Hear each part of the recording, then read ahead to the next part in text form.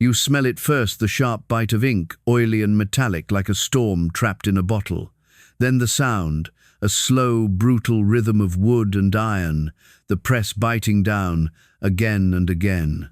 In a cramped workshop in Mainz, in the 1450s, words stop being fragile. They stop being rare. They stop being slow.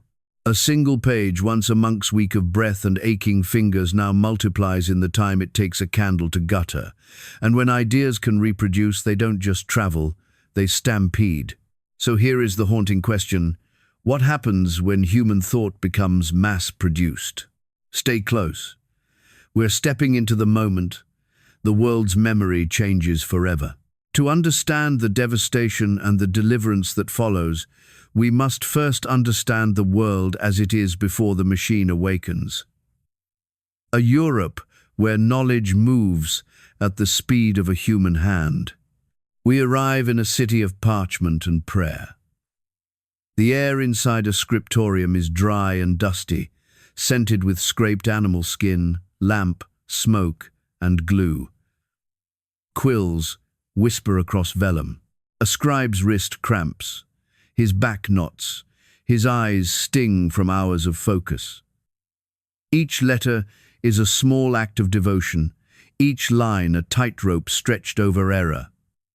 A blot of ink can ruin days of labor. A miscopied word can slip into history like a quiet poison. Outside, the late medieval world feels busy markets, guild halls, river docks, church bells, but its information system is narrow as a keyhole. Most people cannot read. Most books are held by monasteries, universities, and the wealthy. The continent's collective mind is stored in scattered rooms, chained to desks, guarded by habit and scarcity. To understand why this world feels stable, almost inevitable, we must look at 5 pillars holding up the old order. First pillar, the scribe. Human beings are the copying machine. Their training is long. Their output is limited. Their errors are inevitable. Second pillar, the church. Latin texts, liturgy, canon law authority flows through controlled language and controlled books. The Bible is not simply a text. It is an institution in ink. Third pillar, the university. Paris, Bologna, Oxford, tiny islands of literacy where manuscripts circulate like precious blood. One book can be shared by dozens because there are not enough to go around. Fourth pillar, the merchant routes. Ideas travel with trade but slowly. A rumor takes weeks. A new argument takes months. By the time it arrives, it has already changed. Fifth pillar, the material constraint. Paper exists, but production is uneven. Vellum is costly. Ink is handmade. Every book is a luxury object, handcrafted, individualized, alive with tiny differences. And yet, this is a world poised for expansion. Cities grow. Commerce thickens. New readers appear, clerks, lawyers, minor officials hungry for practical texts. The Renaissance is stirring like dawn behind shutters. But beneath the surface, the pillars creak. Because scarcity does not just limit knowledge, it protects power. And this golden age, beautiful, painstaking, human, is headed toward a terrifying climax. Source.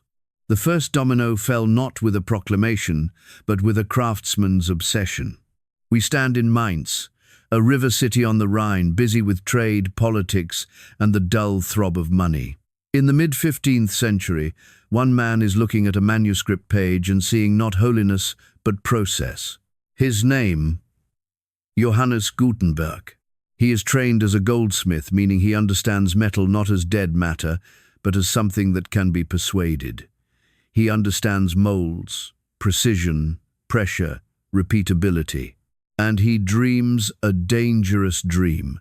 Letters that can be cast, rearranged, and used again, an alphabet that behaves like an army, breaking camp and reforming for the next battle. To understand how the press revolution sparks, we must understand the chain reaction, a convergence of technologies that already exist, but have never been fused into a single system. Domino 1. Movable metal type. Not carved woodblocks too slow, too brittle, but individual letters, durable and standardized. Gutenberg's workshop begins to look like a miniature foundry, molten metal, molds, tiny cooling forms. Thousands of characters accumulate like grains of black seed. Domino 2. Oil-based ink. Manuscript ink is often water-based, prone to bleeding on paper. The press needs ink that grips metal type and bites into fibers. The smell changes here, thicker, sharper, industrial. Domino 3.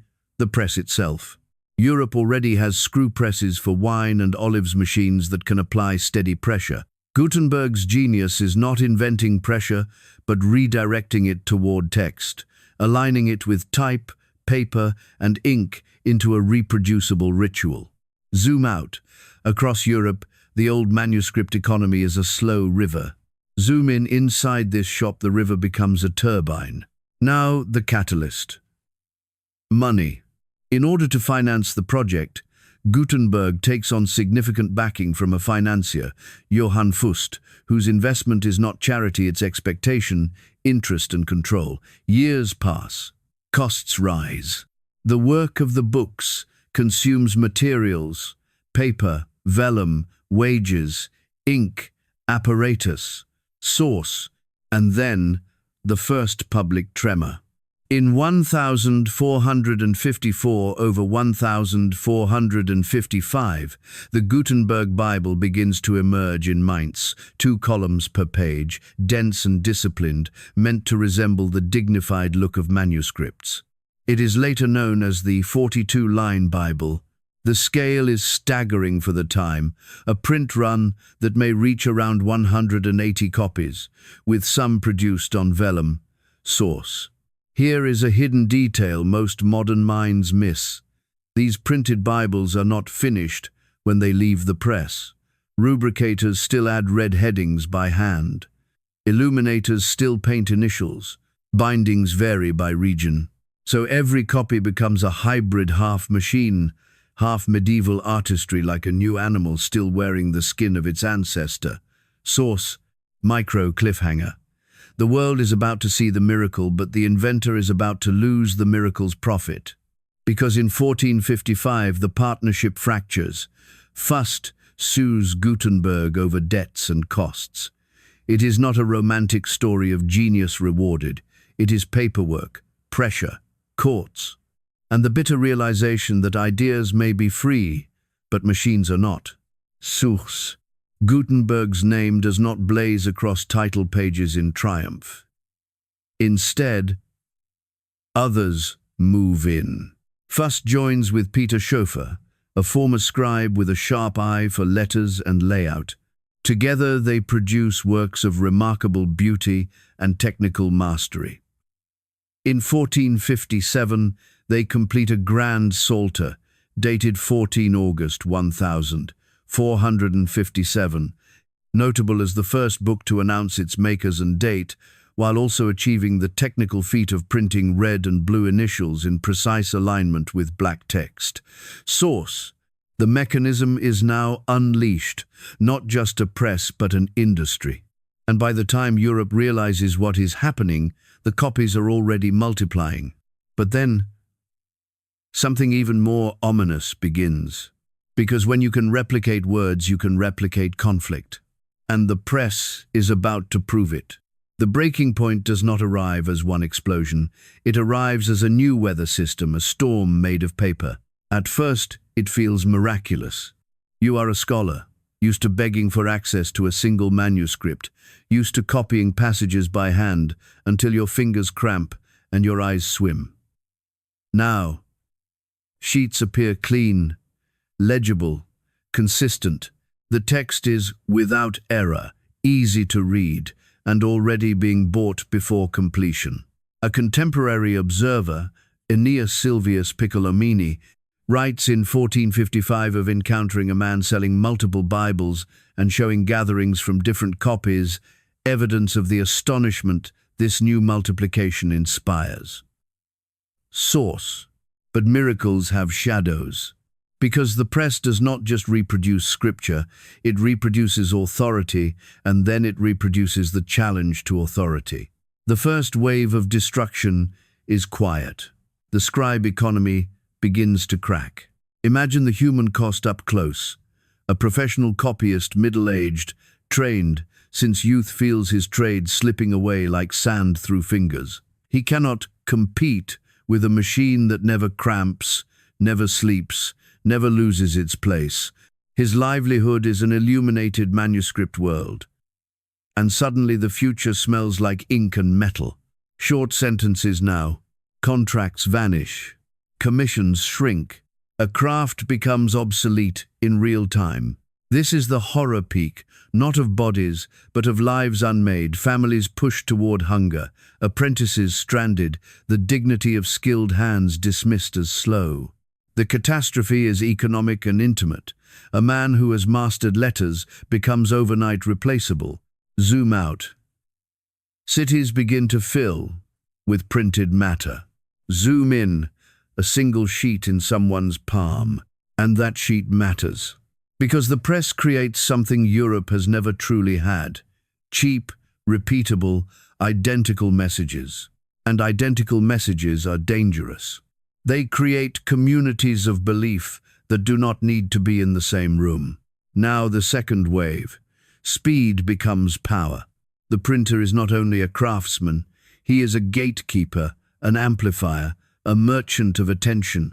Early printing is described as competitive, restless, a free-for-all. Whoever controls presses controls what is seen, copied, debated. Source. The third wave. Volume becomes unstoppable.